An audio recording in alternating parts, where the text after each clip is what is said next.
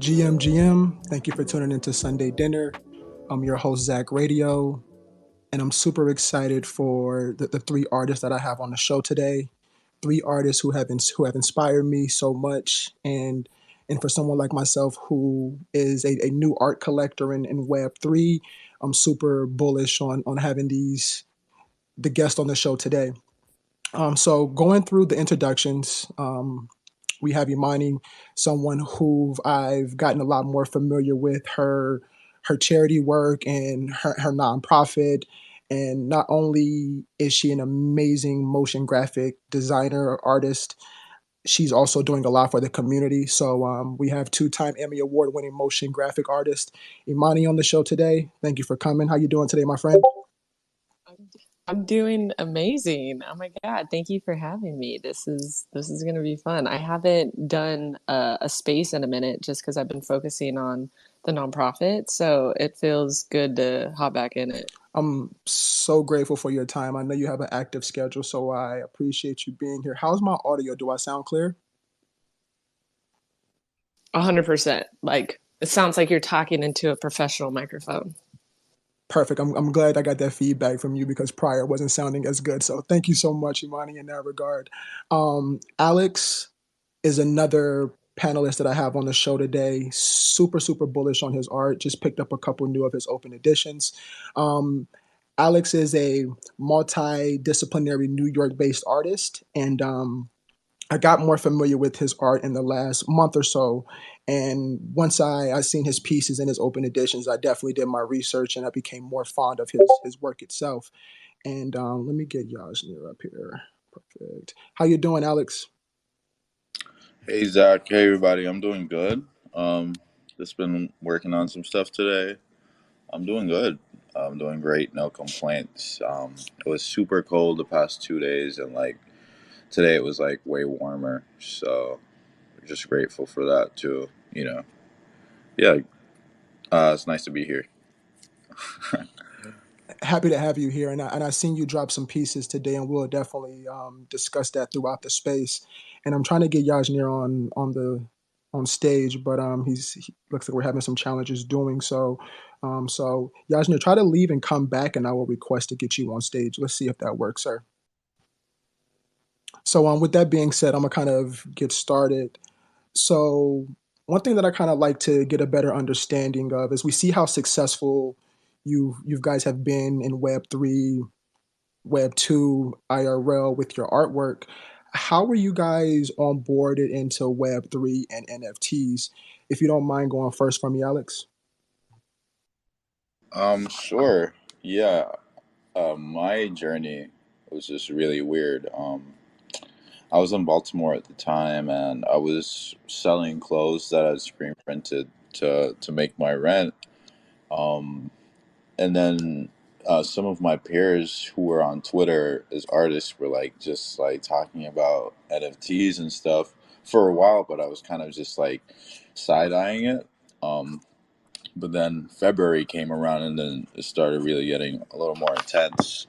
And then I had somebody reach out to me after I'd like made like some weird Instagram posts, like basically had done an auction of like the last $22 in my wallet, and I sold it for like $80. And then this person was like, "You should do NFTs. I'll give you the money right now to mint something." And so they sent me the money. It was like $200. Gas was really high, and I went on to OpenSea and I just started minting stuff. Then started trying to just do stuff on Twitter. Found a community over time, built some relationships, and then the rest is kind of still at play, but history. That's how I got my start.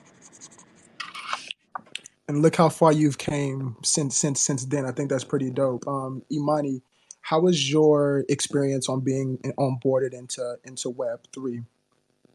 Yeah, so I'm a digital artist. I came from like the music industry. I was making concert graphics and like animated music videos, and it was a really amazing. It was something I've always wanted to do as a kid, but it was just so stressful.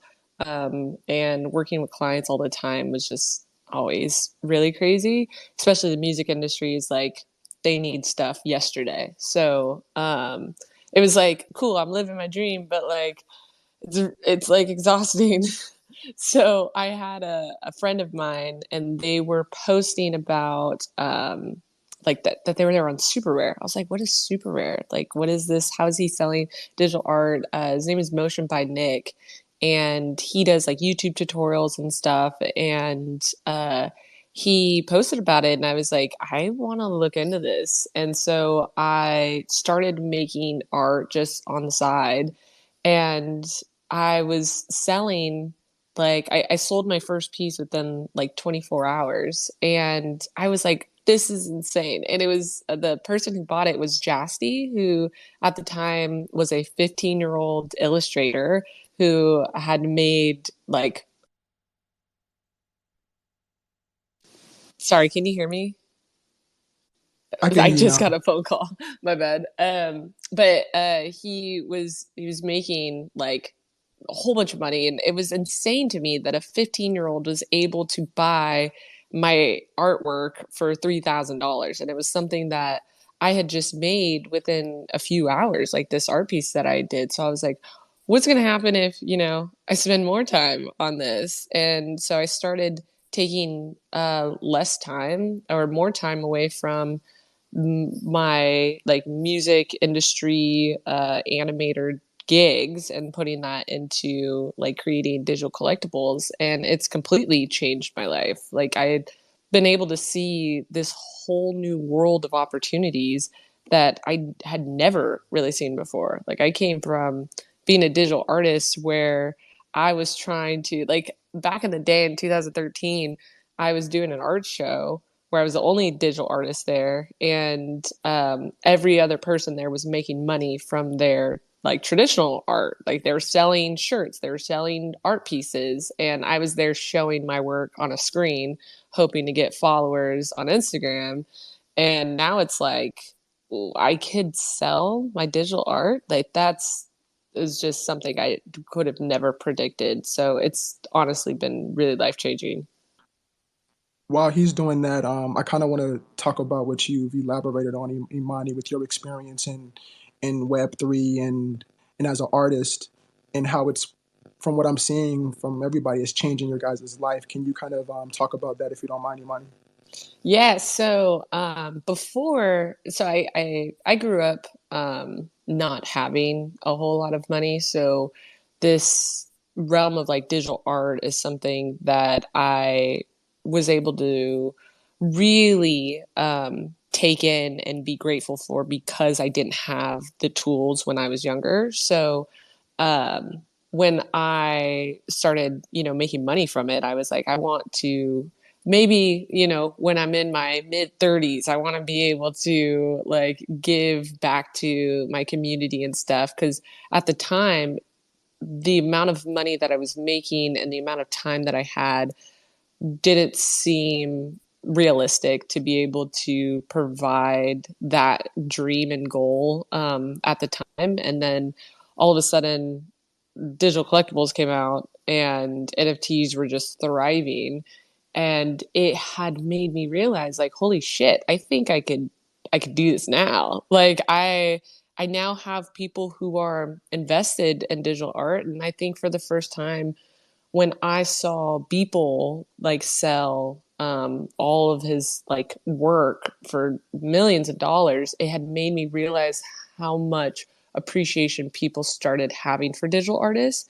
And I was like, I think we can build off of that. And so because of being in the NFT space, I've been able to take time to focus on creating a nonprofit to get digital art programs and computers to kids in underserved communities. And our main source of income is through selling NFTs. Like we just had a charity event and a PFP, Operation PFP, where we had, you could see my PFP is still that one because it just holds a special place in my heart. But we were able to raise over $200,000, and it was because of NFTs and the NFT space and the people who support digital artists. So it's not only changed my life, but I know it's going to change the lives of like so many other kids that are looking to become digital artists. And like we're just excited to be a part of this. And I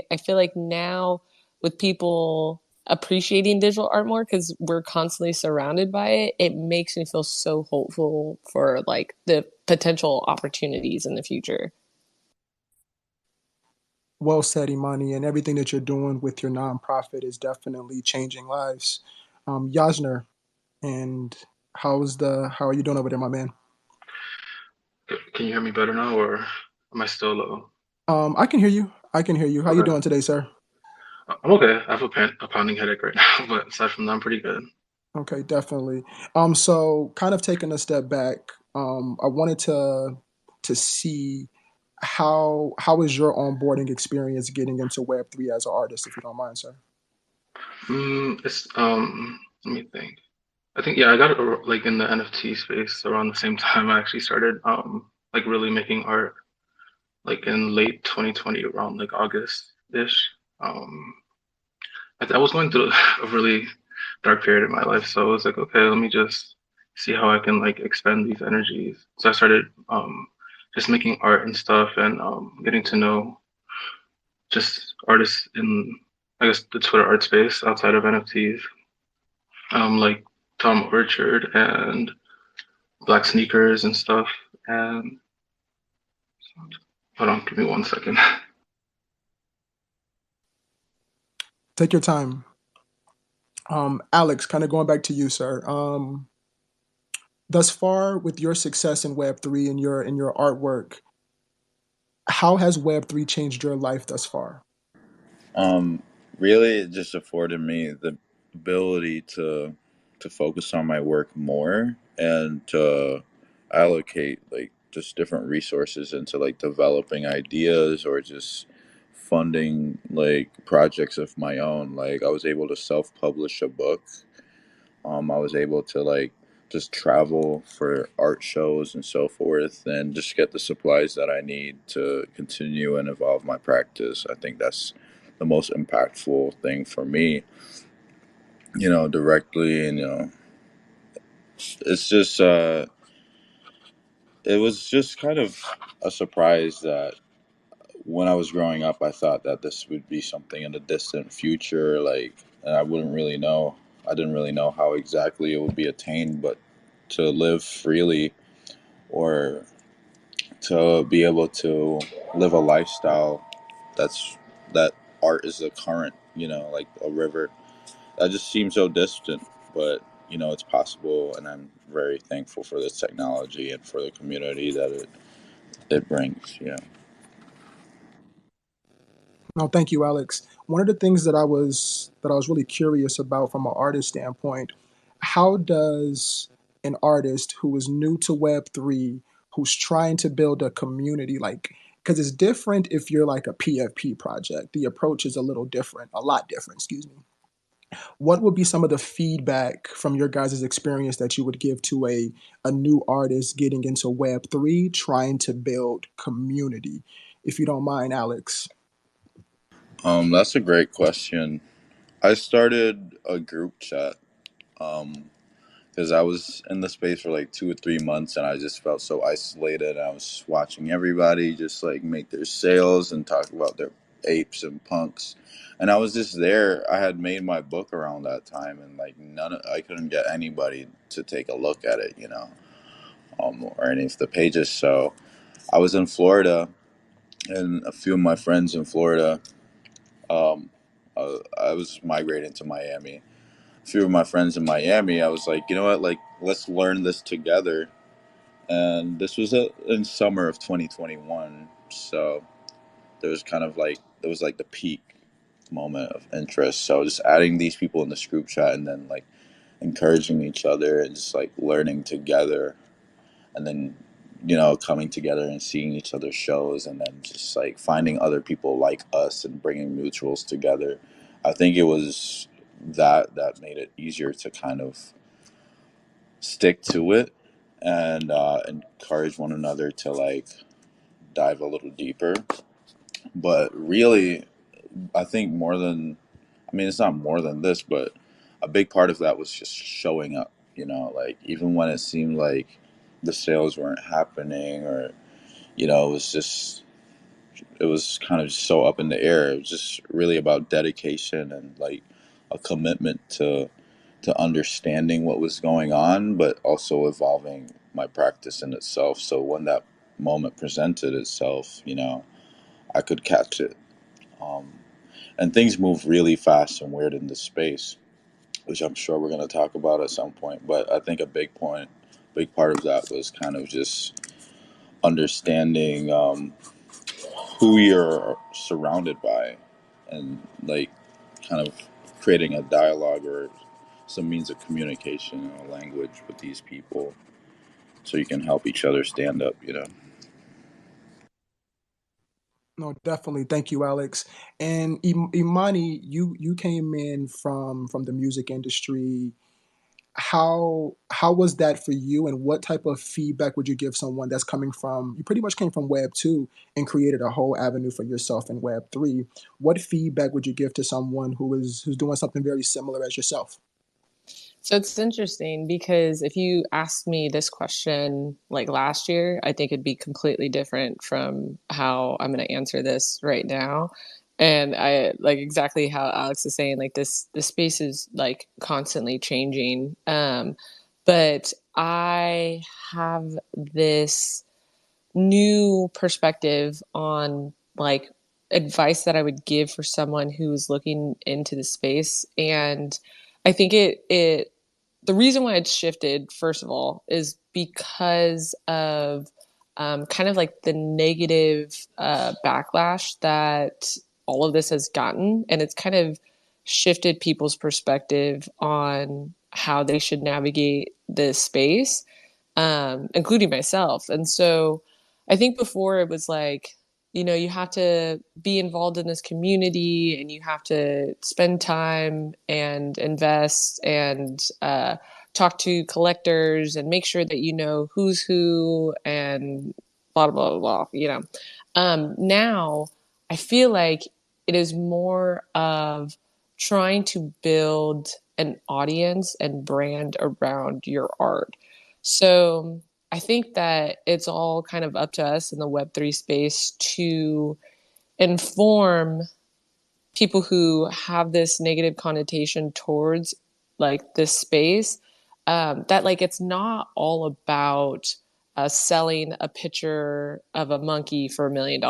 And I think that's kind of like how everyone's interpretation has been, like, oh, it's a scam. Oh, like I'm just like I could make better art than that. This is bullshit.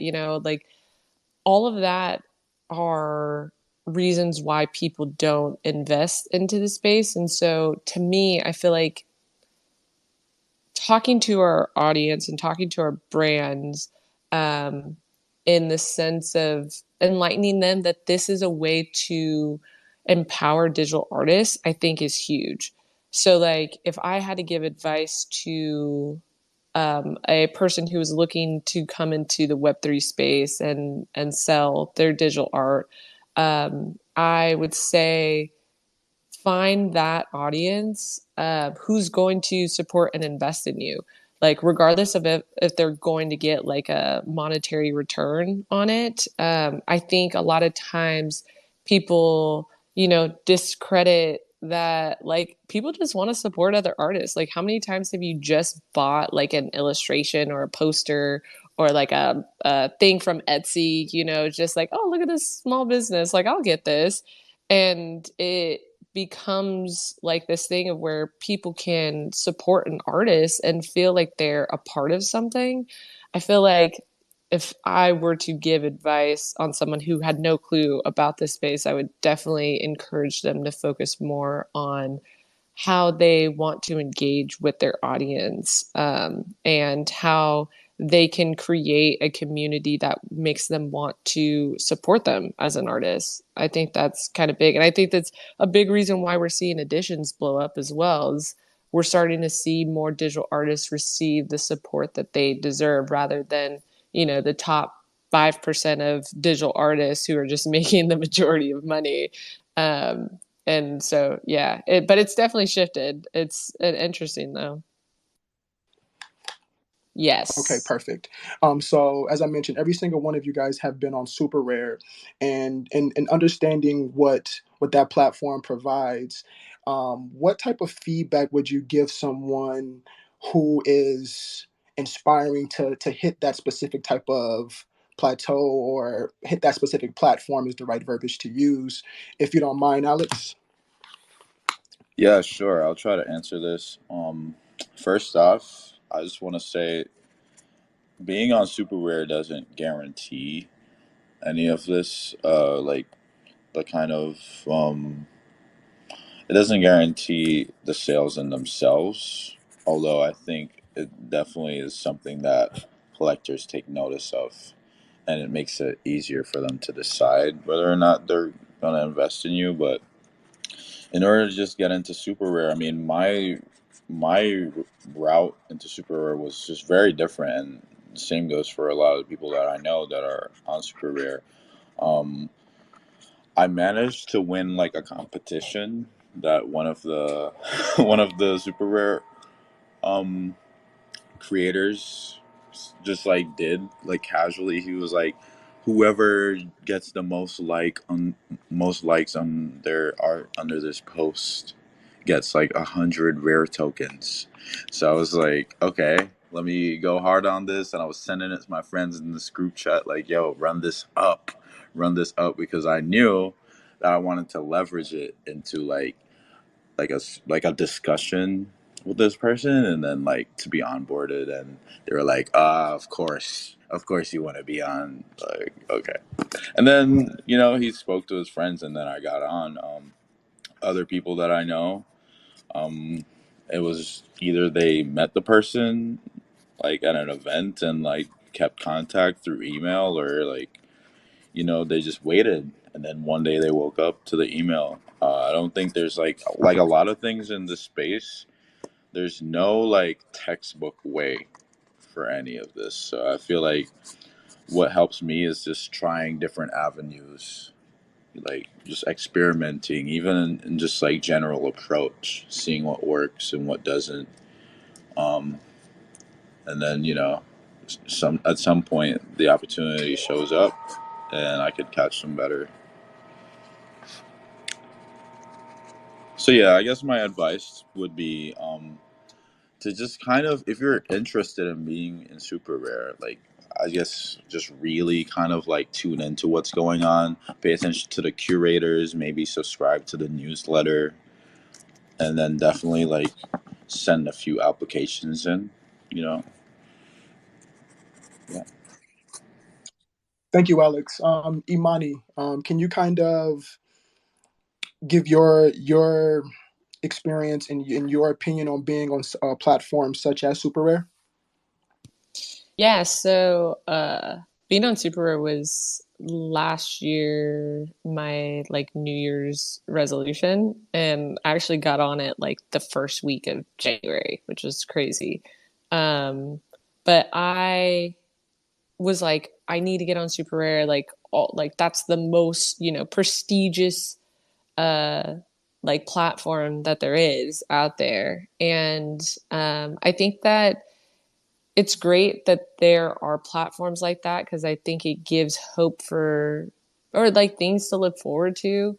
I don't think that it's like, oh, once you're on there, you're gonna sell big. I think if you're like not selling like major before, I don't think necessarily that getting on super is going to like, that is the missing component. I do think that it puts you in front of like other eyes and other collectors.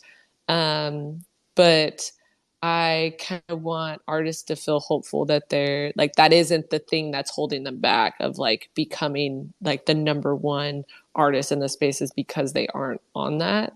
I really like Super Rare, and I think that there are amazing artists that are on it. And I know that this has been something that we've all looked at as like the Oscars or like the Emmys or the Grammys of like the NFT space, like if you got accepted, like you made it.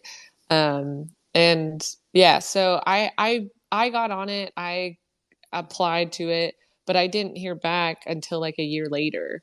And I was able to sell a piece for like 11 ETH, and it was from one of my already existing collectors. Like the two people who actually four people bid on it, but the two people who were going back and forth on the bidding were already people who had bid on my stuff before. So it wasn't that I was getting bids from like brand new collectors, but that's just my own personal experience. I think that there are people who've gotten on it and got introduced to new collectors, and that's super awesome. I think it's great, but it's definitely not this like once you get on it, you're gonna make $1 million.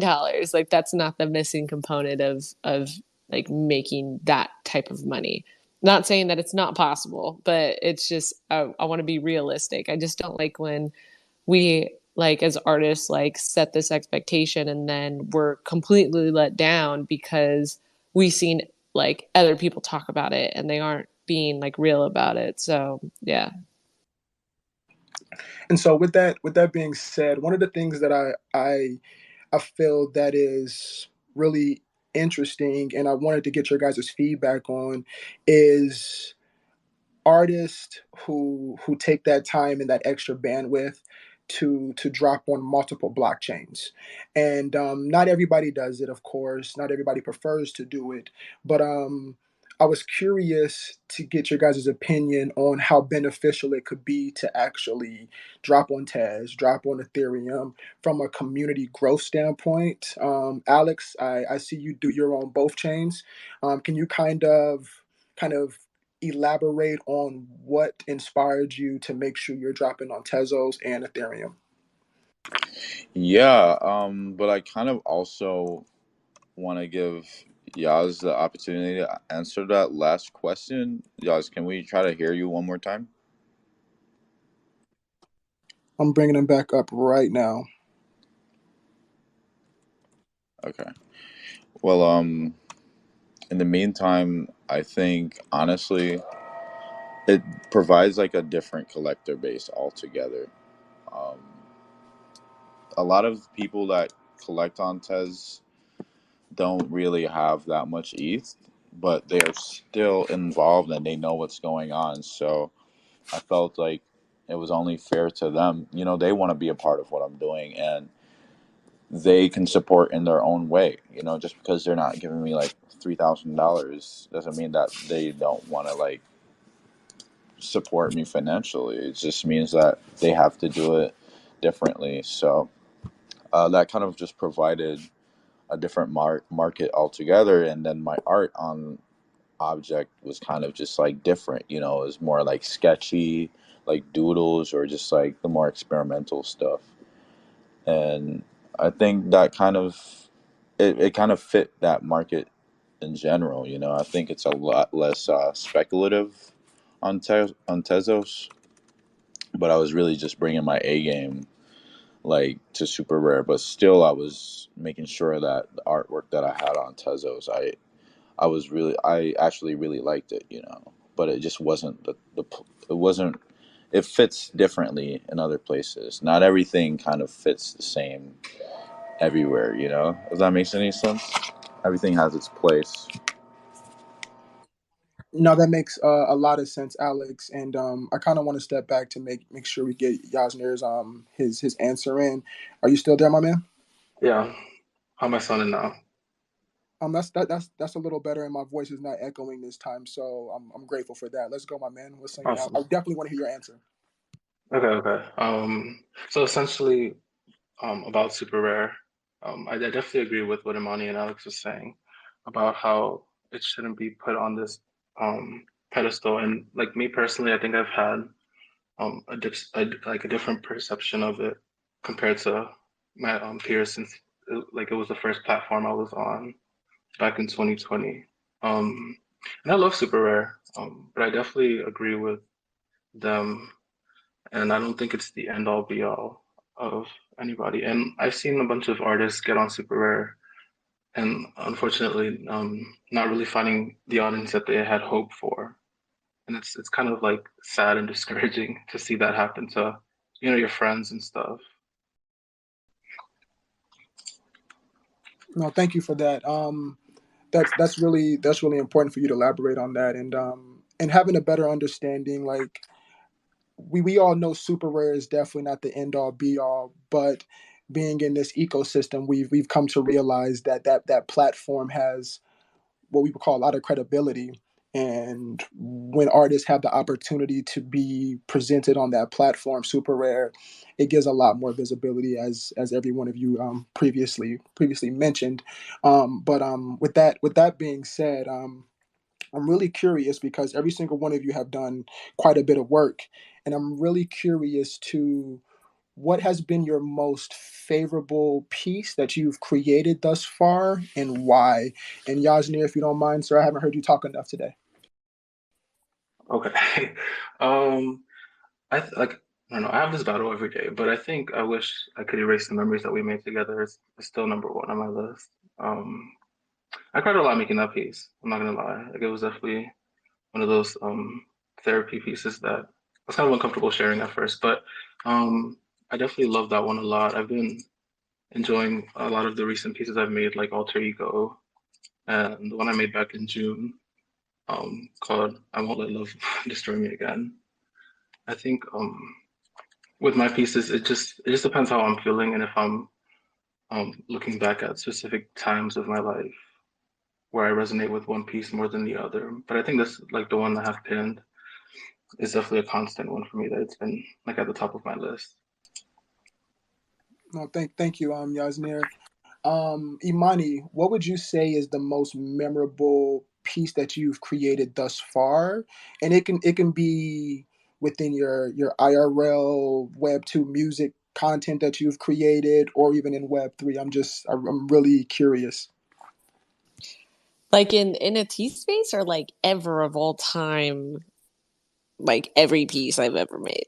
I would say overall Web 2, Web 3, your whole catalog. Oh man. All right. So I really loved this collab that I did with Matt Voice. It was collected by NFT girl who is now her name is Lex. She has become like a really close friend of mine, and I don't know if she didn't collect that, if we would like ever meet, because that was the reason why we met, was because she had collected that. Um, so I'm like super happy that I got to meet her through that. And Matt Voice has always been someone that I was so inspired by, and I had made art and I would tag him and credited him and be like, I made this inspired by you. And so it was just crazy to be able to work with him. So that was a really awesome piece.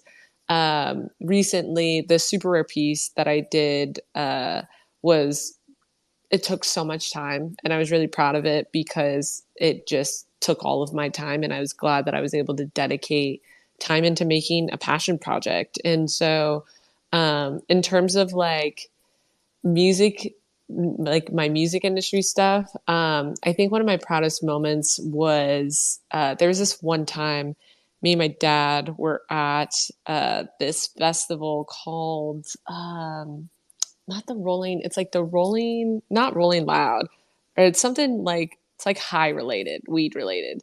But her was performing there, and I was like really drunk with my dad, and I was like, Dad, one day I'm gonna make concert graphics and it's gonna look just like that. Like I could do concert graphics like that. He's like, I believe in you, honey. And then like a few years later, I was able to make hers concert graphics at the Hollywood Bowl, and it was a full circle moment for me. It was like I called my dad and I was like, Dad, do you remember when I told you that I wanted to get into concert graphics? And he remembered that moment. He remembered who we were talking about. And it was just such a huge moment for me. And yeah, but in terms of Web 2, I think recently I've been doing I've completely shifted my art style and been doing more visual effects lately, which is also another full circle moment for me because I started working in After Effects because I was obsessed with visual effects.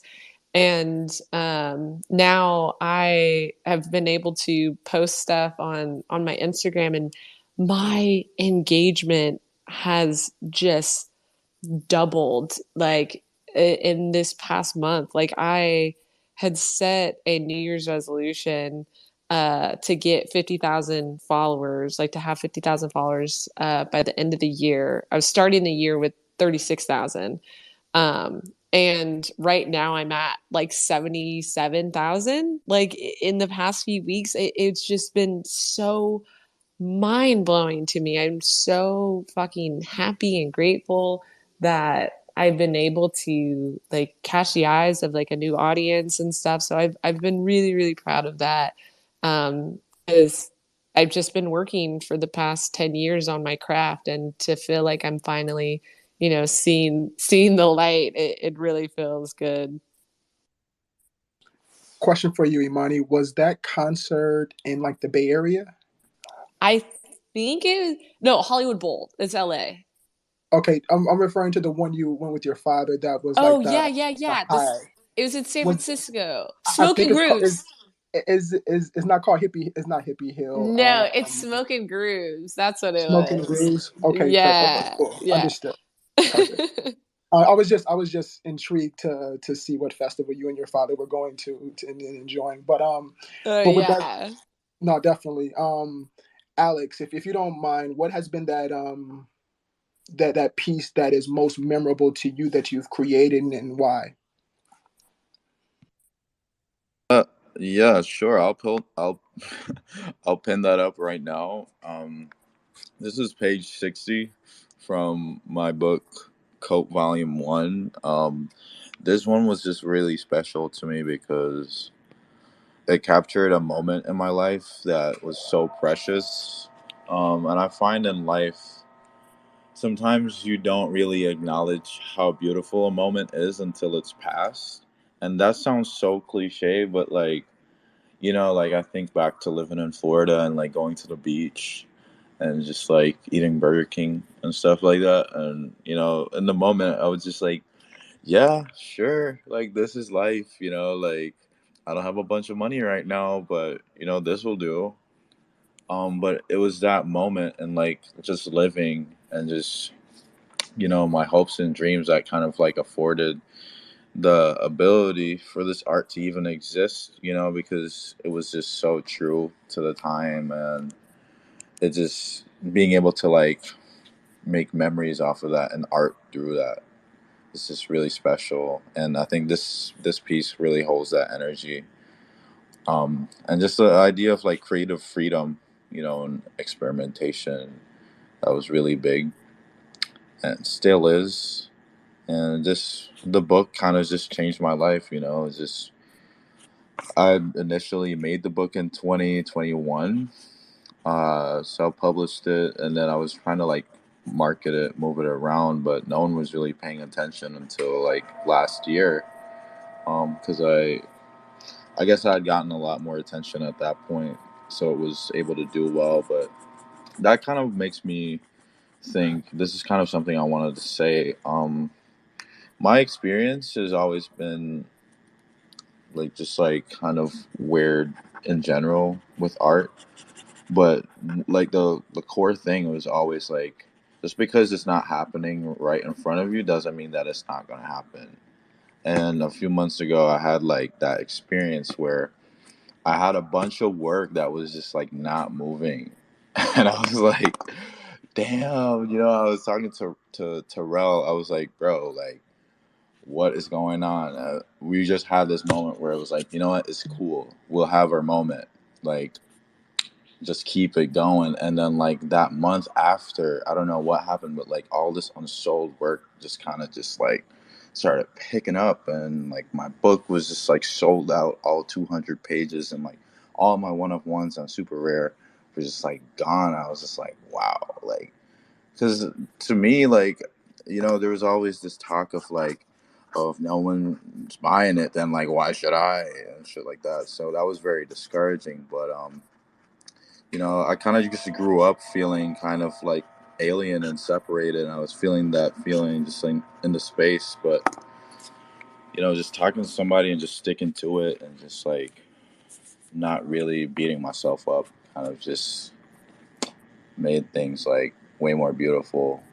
And I just appreciate those moments still of like me just like before all of this kind of just sticking with it and just enjoying life and making art about it. So yeah, this piece kind of speaks on a lot of that stuff. No, thank you, Alex. And looking at your art and just doing my research, I see the word cope a lot in your art. Where does that come from, and what inspires you to put that specific verbiage in a lot of your art? I think really, I mean, this word just kind of found its way into my life. I didn't grow up just like saying this all the time or anything. I was in college right before I dropped out, and I was just like really just trying to sketch an idea of like this image I had in my head of like a like a sculpture circling around me, like hanging from the ceiling, and it was a star that was made out of like a red Ferrari material. And I was trying to cut it out with like the most 2D thing ever, which is like scissors and construction paper. But it looked like a logo, and I was like, damn, I gotta make something with this. Like it just felt like really cool. And I looked to the side of my screen. I was reading like some article or something, or like my homework, and it said cope. And then I just kind of like blended it together, and like this whole philosophy just stemmed from that. And I realized that in my life and through my experiences, I was always in a position where even the bad things, I had to like kind of see them as something that could help me, and just kind of reinvent my perspective on the world, because I just refused to be bogged down.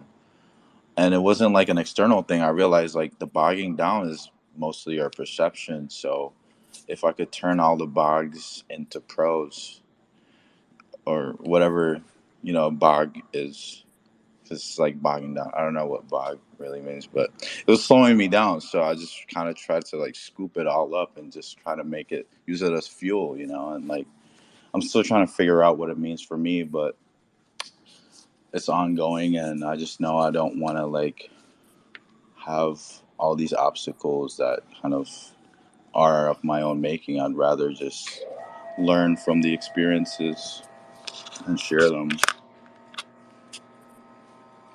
Yeah, I think that's what it means to me, but I'm still figuring it out.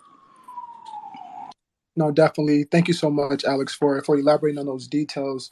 And for myself, for someone who is not necessarily new to Web3, but new to collecting art in this ecosystem. And my question for you and you guys individually is, as a new art collector, what feedback would you give someone who is new to minting artwork? Like, what should they look for? And obviously, that's an opinion, but I really want to hear your guys' opinion, because myself, it's not easy to find new artists. I don't see them in my timeline as much as I do now, because maybe because I'm looking for them, I see them a lot. I see a lot more open editions taking place. What feedback would you give to a new art collector in Web3, if you don't mind, Imani? Sorry, could you rephrase that again? I was Oh, trying to understand that better. no, of course. Me being someone who's new to collecting art, what type of feedback would you give them looking for new artists, and good ways to collect art, if that makes sense? Because it's not easy to really tap into this ecosystem, honestly. Gotcha, gotcha. Yeah. I mean, I think finding art is like a part of the chase that I feel like is so great about collect collectibles. Like, for example, my partner is into collecting like trading cards, and part of that is like finding out what's valuable, why it's valuable, who made the art, how many are out there. And I think as a collector, it is like that's a part of like being a collector. I would say finding artists that they love, and then a lot of times like those artists will like recommend somebody else, or they'll retweet like someone else's art. Like I'm my Twitter is basically jumpstart designers and retweeting other people's art and like and just like posting After Effects breakdowns and stuff. Like I feel like it's very easy to find amazing art when you have amazing artists on your timeline. I think it's kind of we're also in this space where a lot of us are very supportive of one another. So we have a tendency of just like wanting to retweet someone's art just to get their name out, like in hopes that one person sees it. Like, for example, 3D AI, who's in here, it's a 3D bystander.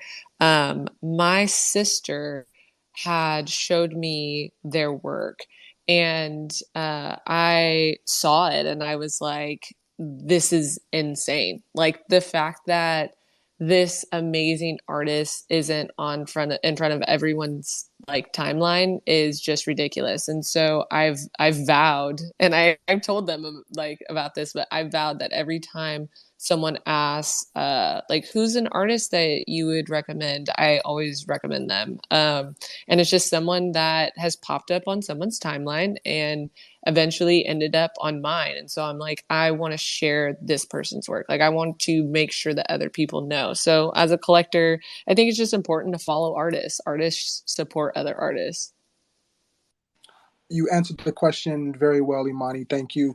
And I felt the way I articulated was long winded, but the best way to articulate it is for someone who is new at collecting art in Web3, where should they start? If I can reword that a little different. Alex, if you don't mind, sir. Yeah, sure. I mean, that's kind of a tough question because I often wonder like how collectors do it, you know. But if you're a collector just starting out, I mean, really, I'd say just tap into the existing network of artists that you do enjoy because it's there, you know, and get a little cheeky and maybe go through their likes because likes tell a lot. I mean, not like you're trying to like dig up dirt on somebody, but really you can just learn a lot about somebody's tastes and their preferences, just art wise, you know, and maybe you'll discover some of your own like preferences through that, you know. Just like maybe turn on like the post notifications of the artists that you do enjoy.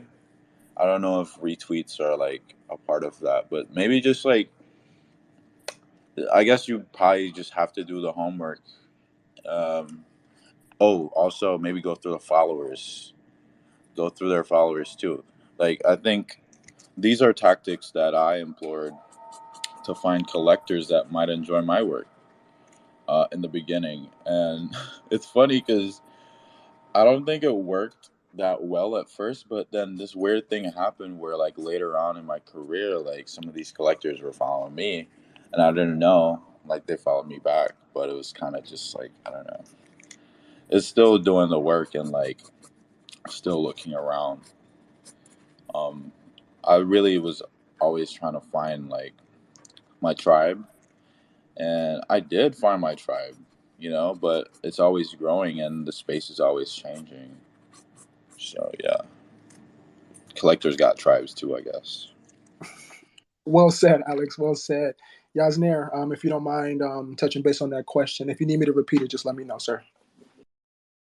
Okay. I honestly I don't think there's much I could add outside of the whole like, stay on the lookout and stuff, but honestly, I think um what a lot of collectors could do like whilst doing that is like, look for artists that um are definitely outside of their preferred, I guess, visual style, and just I think the goal would be to find artists that aren't just associated with like people like I guess me or Emonee or Alex or you know the artists that you could easily find. I think the idea is to find more, or at least for me personally, to find more obscure artists, um, 'Cause I think, I don't know, I think there's something fulfilling in that. Like God, the name is escaping me right now, but there's this one like talented artist that I found on Foundation like last year that I collected from, and I've just seen her just get more collectors since then. And I'm not saying that it was me that caused it, but I think that stuff like that could definitely empower them to want to, you know, create more and put themselves more like out there more, and then have, you know, other collectors find them and stuff. Thank you so much for going into detail regarding that. I think it's very important that we take this opportunity to get your guys' feedback and have a better understanding for future art collectors, because I feel like we are we are in the we're really creating these opportunities for us to find the future Basquiat's and the future Andy Warhols. And I'm naming the most cliche artists that we all know, of course, but I feel like we have this opportunity to find the new ones. And there's so many amazing artists. It's not only hard to keep up, but it's also hard to find some that you resonate with. But I mean, obviously that's an opinion, but yeah, I'm super bullish on everything that's coming out of Web3 at this time. But with that being said, what are you guys working on? Alex, I've seen you dropped a couple editions recently. Can you talk about those editions and some of the burning mechanisms that you released recently? Yeah, I mean, sure. I'll be honest. I mean, I kind of am in this like hype phase of open editions, but I'm doing it because, you know, I'm open to experimenting with different ways of like showing my work or like having it accessible. And then I think this is like a really cool way to like gamify the approach, but also diversify like my collector base. Um, I've just been working on a lot of illustrations that I feel kind of fit the model of or the aesthetic of the open edition, and I kind of just want to have like a collection of open editions, um, because I just think it's like a fun thing to do, and it's like also like a moment. Like for me, having an open edition is kind of like exciting, and I haven't sold like a shit ton. It's kind of just like uh maybe like 20, 30 people grab it, and then it's cool because those people hadn't really collected my artwork before, but now they're like engaged, and like a lot of them just like turn on my post notifications because they're like, I could have missed it but I didn't, so we have that moment like, oh, you're paying attention. Shout outs to you, you're paying attention. But I'm not only working on that, I'm kind of just like doing a bunch of one of ones as well. And really, I'm just trying to pivot into like learning new things. Like I just started a Blender. I'm not sure how that's gonna fit on chain. I'm just really just trying to feel my way around it. I want to do like video stuff as well. I got to learn After Effects next. My approach to this is like I'm conscious to not like do something detrimental, but I'm also rejecting of the idea that something that I can do will screw everything up, And I think always trying to like fight against that feeling of restriction, even in my childhood. Like, oh, that will get me in trouble. Well, I'm gonna do it anyways, and then what? Like, but like just testing the boundaries of things and like seeing like the reaction of the environment, or just seeing like what comes of it, and then going forward still. I guess we'll see what happens, but I just like that feeling of being able to do whatever it is I want to. And while we're on the subject, Alex, can you kind of talk about the piece, the verified and notable piece that you dropped today? Yeah, I mean that one was a commentary on the Vincent Van Gogh piece, kind of like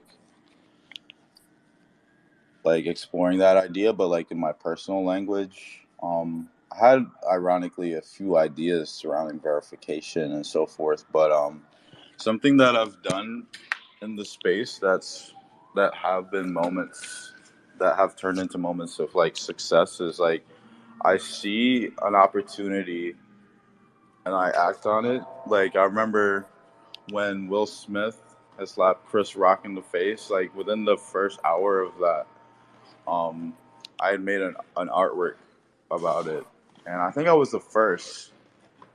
And I had sold like a few T-shirts about it in that moment, and there was also this moment with Super Rare where they had just unveiled like the rare token. I was the first person to kind of like list my artwork with the rare token, and then the super rare bot messed up and said I sold like 6,000 ETH worth of like art when it was really 6,000 rare tokens. So people were like, "Oh my gosh, Alex just sold for $13 million." So I don't know, like I was just always trying to be like the first to do something, and I guess I am a little competitive, but not like, oh, I'm better than you. It's just like race to the finish line, like I think that's just something that kind of like a personality trait that kind of shows up in my art, where it's like so fast and like chaotic. Um, yeah, I honestly forgot what the question was. I just went on a tangent. But yeah, I'm a bit of an opportunist, and that's kind of funny because the whole cope thing too, you know. But yeah, I like to act fast or just, but I'm still like conscientious, I'm not just like a cow with like roller skates on, it's like, does this fit into what I'm doing? Like, how can I make it fit? I think I asked like, how could I make this fit? So when it comes to that like open edition I dropped today, I was like, you know what? I've been thinking about this verification thing, and what if I dropped like these pins in real life that people could buy that's like a verified pin? And I just like the idea of like verification. Like I have this image of it like floating like a bubble. When you watch like TV and like somebody's just so in their phone and they try to exaggerate it with like emojis flying around and shit like that. So I was thinking of that, and then the whole Pepe thing. Yeah, I mean, I got a lot of questions about that still, but I acknowledge that it's a part of the crypto culture, and it was like a nod to that as well. So. Thank you, Alex. Yosnier, one of my favorite pieces by you recently dropped, which is you recently presented, which is multiplayer. What inspired that piece, if you don't mind elaborating, sir? I think initially it was inspired by me and my partner, how we would play uh, Mario together, and which was really nice for me because I never really play with other people. So um, yeah, but I think it transformed into just something else. I think I'm still honestly trying to understand this piece myself. Like there's notes and different layers to it that I've written down, but I'm still letting this one you know melt into my brain, and yeah, like I'm still digesting this one, which is rare for me. I normally have my like all of my pieces conceptually and like thematically thought out, but this one's actually it has me stumped a bit. Surprising. Well, the piece is beautiful, and Thank you you. did really well with it. So good shit. I can say good shit. Thank you. Thank you. Of course. Imani, you mentioned that you've been kind of away from the Twitter spaces because you've been focused on the nonprofit. What have you been working on? If you can kind of give us a little details. We know the event that you had last year went amazing, and it blew everybody out the water from a presentation standpoint.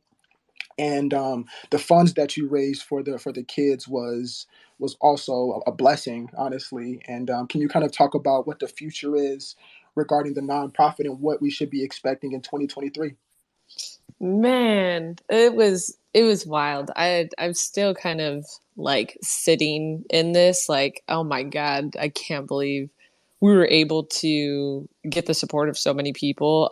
I'm very much like um, optimistic, but like worst case scenario, like that type of anxiety. So I'm like, what if no one comes? What if no one buys the art? And just to have the outcome the way that it was, I just am so happy because it's allowed us to be able to hire full-time staff. So initially we only had one part-time employee, and I was doing the majority of everything. And now we have a full-time, she's like my right hand in all of this. Her name is Kalia. And we also just hired a CPA. We have an attorney. We have a web designer. And it's just been going so amazing. We just put out an application for a grant writer so we can get those federal grants because there's a lot of money there that we're hoping to get. But we're still very much invested in Web3. So we're hoping to like drop an edition soon. But as of now, I am working on rolling out the program like for these kids. So what it's going to look like on a weekly basis, and we're building out the site so that it's going to be a 12-week program that the kids are going to be a part of. So they'll receive the equipment, and what we're just trying to establish is just healthy work habits. So making sure that they get used to doing a tutorial every week, make sure that they get used to looking up references and looking at different art and stuff and being involved in the community. So we'll have like a Discord, just very much what we're doing, but kind of teaching that to kids that had never been a part of this. So we're really excited about that.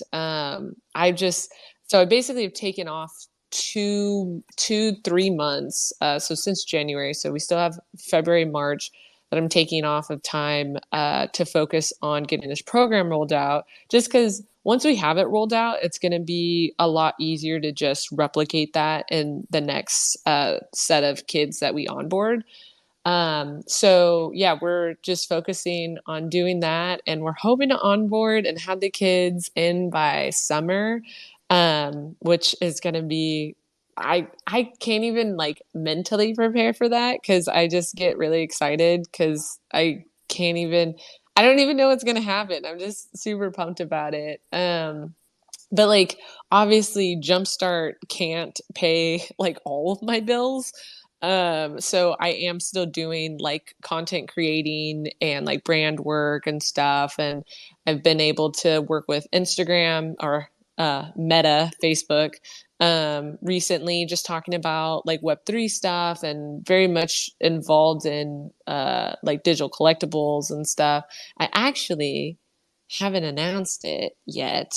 Um, but I've been secretly working on a Friday or not Friday, a Valentine's Day open edition. And yeah, it's my first ever open edition, and I've been filming it. And obviously, visual effects take forever, but there isn't a lot of visual effects artists out there. And so I'm really hoping that I could be one of the first visual effects artists that could, do some open edition drops. Because to me, I know that people have like some opinions about it, some good, some bad. I look at it as like a way for digital artists to monetize their work. Like building a audience and building a brand, like that's something that I've been really focused on. But a huge aspect of me is like being able to provide tutorials and breakdowns of how I do my art so that other people can learn and feel inspired. And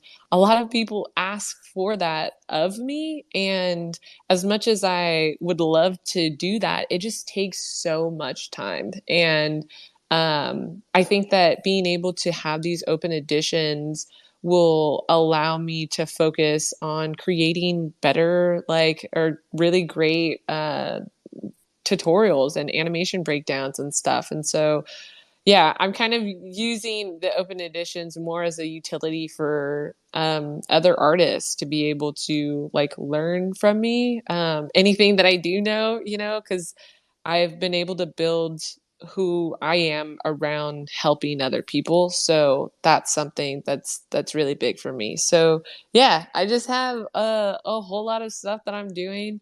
I feel like that SpongeBob gif where he's like doing 1,000,010 things. And that's like me on a day-to-day basis. So yeah, it's fun though. I'm not complaining. It's just it's good busy. No, thank you, Imani. From the nonprofit standpoint, what can we do in the community to continue to support your nonprofit, and what ways can we do so? I appreciate you saying that because I always forget to like ask people for help. So like honestly, I think the big thing right now is just like supporting us if that looks like to you like getting our name out, retweeting us, being active in our engagement because the more that you're active with our engagement, the more that we show up on other people's algorithms and it helps us out and also like if you're financially able to support, that's always really amazing. We're going to need a lot of money to continue running this program. And the charity that we were able to do is a great start off. But as we are running the program, we're going to continue needing to raise money. So any and all help is really great. No, definitely. Thank you, Imani. So I do want to be very mindful of everyone's time. So I had like a couple more questions, and then we're gonna end up closing the space here. But I was watching one of your tutorial videos on YouTube, Imani, and you kind of started off the tutorial kind of talking about a song that kind of got you in the right mindset to create this motion graphic tutorial. And it came to my mind from the standpoint of like, are there certain things that you have to do to prepare to create? Like some people have to listen to music to change the mindset. Some artists or musicians have to be going through certain things in life to connect with their community and fans. Is there something that you have to do or mindset wise to create, Imani? Yeah, so I very much rely on other art mediums in order to create. So I have this belief that, you know, art is a shared culture and there's no such thing as originality. But being what is original and what I think is art is being able to take all these different ideas and all these amazing art mediums and be able to mush it around in your head and be able to recreate something. So when I listen to music, like that's an art medium that I get really inspired by. Being able to like look at traditional art, like oil paintings and videos and all different types of art that I find, whether it's on Instagram or on Pinterest, I basically have a rough idea on what I want to create. So like I'll see something, like say I'm like outside and I see a billboard. I will see that and then I'll go home and like recently I saw a goldfish. Like these, or it wasn't a goldfish, it was koi fish, and they were swimming. And I was like, man, wouldn't it be cool if like I was like my head was like in like a you know those little fish bags where like there's goldfish in it. And so I literally look up like person with fish bag head and fish and plastic bag and water and all these different ideas, and then I grab everything from Pinterest and I create like these word trees of like what I want my audience to feel, and then I type those in. And using these search engines, especially like with AI being so prevalent, it's like we should be using that as a like source of like references. And so I yeah, to answer your question, I just use all different types of art references to really create what I want in my own mind. Thank you so much, Imani. Yosner, what do you do to get your mindset or in the mood to create, if you don't mind? Unfortunately, I think well, most of my art requires me to be in some, I guess, like some specific state. But most of the time, it's just me being sad or going through life things and stuff. Um, And I think that's what aids me a lot because I have like I write a lot of my concepts down in my notes, but I typically don't execute them because I'm stuck in this whole like I guess questioning myself, asking myself what does this mean to me? Like why would I want to create this or stuff like that. So I typically just hold on to them until I'm emotionally ready to create, which is why I kind of go MIA a lot of the time, especially with like art and stuff. But like, I definitely do listen to music, and there has been a lot of songs that's inspired, certain sections of my work or stuff like that. I think it just depends on what where I'm at mentally, and if I do tie like a song or a film or any like piece of media to that specific moment, and I definitely try to, or at least I end up, I guess, unintentionally weaving them into them in some way. Thank you. Alex, what about yourself, sir? Can you answer the question one more time? I mean, can you Yeah, repeat of the course. question one more time? Sorry. No, yeah, definitely. Pretty much like what do you do to inspire you to create new artwork? Do you have to listen to music? Is it a certain mindset that you need to be in to do what you do? Um, for me, I wake up and to that first hour of me waking up, I kind of just sit down and just draw. So that's kind of like how the day starts for me as far as creation goes. And then definitely music though. Like when I'm painting, I'm listening to music. Um, Sometimes it will really just be watching Netflix that will like trigger an idea for me. Just like Imani with the billboard, like I think a lot of things in my surroundings, besides like TV, of course, like I mean, just like watching people how they walk or like how they're dressed.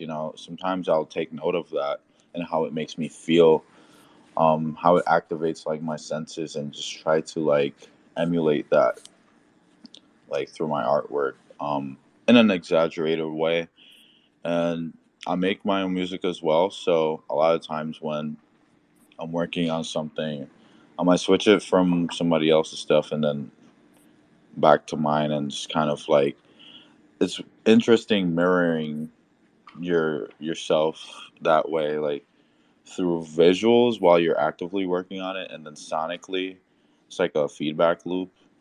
Like you're like making up like this movie in your head and shit like that. I love doing that, and I think that's a big part of like it's like my creative process. It's just kind of self-reflection, but then distortion as well, and then amplifying these emotions. But like there is a through line, and I think it's really just like this moment that I see sometimes of like explosion, but like slow motion and kind of like a circulation as well. And I try to use that as like a narrative for me personally. Is like that's kind of how I feel. Like maybe we could decode that, but I'm still working on it. Music for sure, though, just like everybody else, I guess, influences me the most. Yeah, I think music is the key to everyone's soul in some way, shape, or form. And so, once again, I do want to be mindful of your guys' time, so we're going to close it out here. Before we do, Imani, is there anything you want to say before we kind of wrap it up here? No, I just am excited to be here. I'm excited to get back on Twitter Spaces and stuff. This is something that I was doing like all the time consistently, so it feels good. I'm just happy to be here. Yosner has a special place in my heart, so as soon as I saw Yosner on here, I was like, "Oh my God, I have to go." So just thank you, and it's super nice to meet Alex. I've never seen their work before, so it's dope to meet another amazing artist. It's nice meeting you too. It's just an honor to be on the stage with you both. Really, like I just got so much respect for you both. Just like as artists, just doing your thing and just like just expanding and like trying to live your life through this. And Imani, it's very inspiring that you're helping like the future and the kids to create, and just like putting people on in positions where they can help and like be rewarded for that. I think that's very special and it's inspiring. Would love to do some of that myself in the future. But yeah, and Yaz, like, you're a legend, of course. I've been following you since before all of this, and it's just so cool, like seeing that you're like a big, like, you're a pioneer and like a foundation of this community. Like, literally, when you share a super rare link, you're one of the icons on that super rare link, and I think that's so important. And I just love that for you, and like, just like the emotion in your work is so powerful. So shout outs to both of you. Thank you so much for letting me be on stage with them.